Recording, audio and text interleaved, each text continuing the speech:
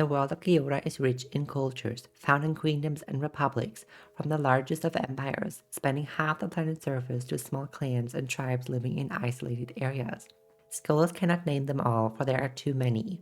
For now, we will focus on who is responsible for the existence of all these cultures. It is agreed by researchers that the most commonly found humanoid race on Gyora are the humans. While they differ in height and weight, humans typically have 2 arms, 5 fingers on each of their 2 hands, and they have 2 legs.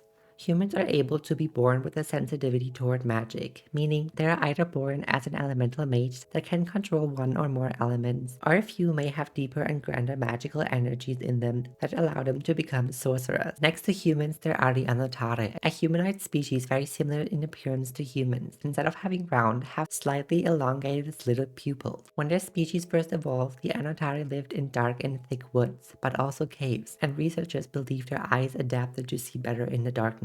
Their life in caves led to their ears elongating and ending in a sharper tip. The pointed ears helped them to hear better, to locate any enemies approaching. Among the Anotare, there are not many that differ in appearance once more. Few individuals grow a set of horns on the top or side of their head. It is not fully known why, though some spiritually inclined people claim they can sense changes in the weather long before they happen. The last of the 3 main humanoids are the Inu-Akai, a small humanoid breed that likely evolved from ordinary humans that eons ago got trapped on islands and adapted to not die. The Inu-Akai can and often are mistaken for human children, for the grown-up members of their people do not reach heights greater than half an average man, which is why they are often referred to as halflings. Researchers speak of a condition that forced a group of people to adapt to living on the island and forced their bodies to become smaller.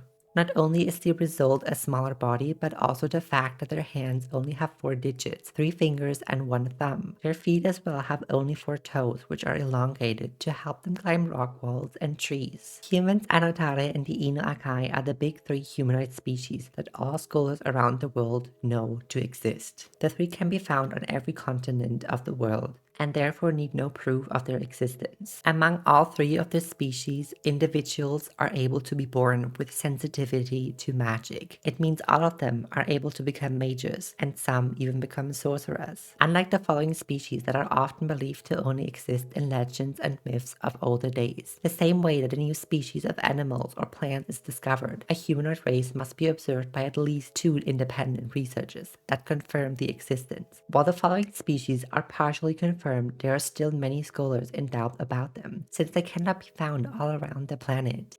From old marine tales, it is spoken that long ago humans with magical abilities performed a ritual that would allow them to live in the oceans and breathe underwater like aquatic animals would do. Other legends say they were treasure hunters that prayed to the ocean gods to allow them to join their world, only with the evil goal in mind to find lost riches and become wealthy through selling them. Nowadays, it cannot be said how the Mesarine came into existence. They are a species not born with a single hair. Instead, all over their bodies, they have smaller and bigger scales. Their feet and hands are webbed to allow them to swim better. Their teeth evolved to only be sharp fangs, for they are known to attack any living creature to feed on them. From people of their own kind, to animals and even humans that travel the dark seas. The travelers that live to tell the tale speak the Mesarine ride on large sea serpents or water dragons and attack ships. They would drown anyone on the boats and sink the treasures they carry to the bottom of the oceans to be forgotten by the world and only be adored by them.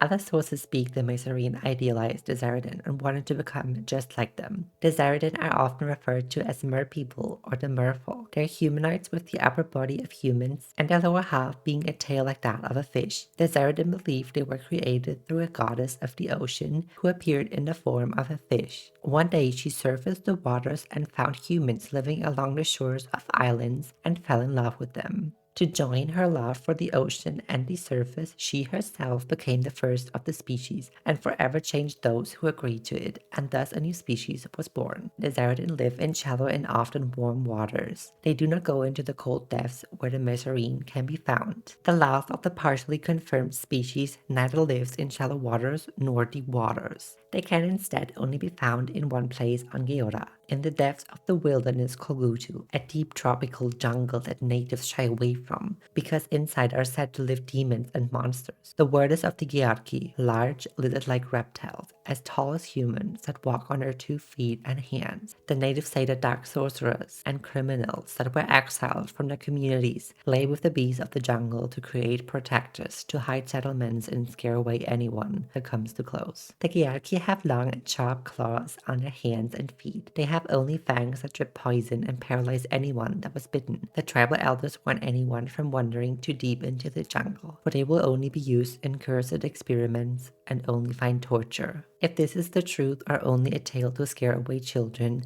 it's yet to be discovered by more researchers. And in the shadows and uncharted places of the world, there are surely more races and species that wait to be discovered.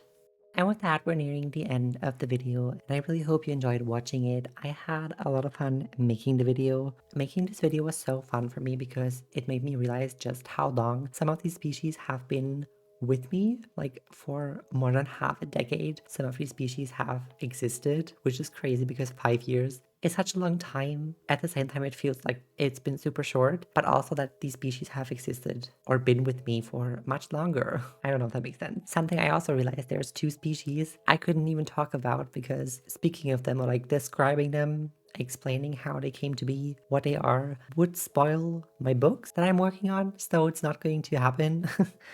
I don't want this to be like, I don't want there to be spoilers and stuff, so can't really talk about them. And also there are some species that aren't discovered by researchers and scholars. This video was made with the reason that I only talked about those that are actually confirmed to exist, and some are just rumors and legends. People say there are some that come from different planets, different worlds, who knows? That is a tale for another time and not today. Yeah, I hope you guys enjoyed this video. Let me know down below in the comments what your favorite species is. I probably have to say for me it's the Enoch High, simply because they could exist in real life, because they once existed.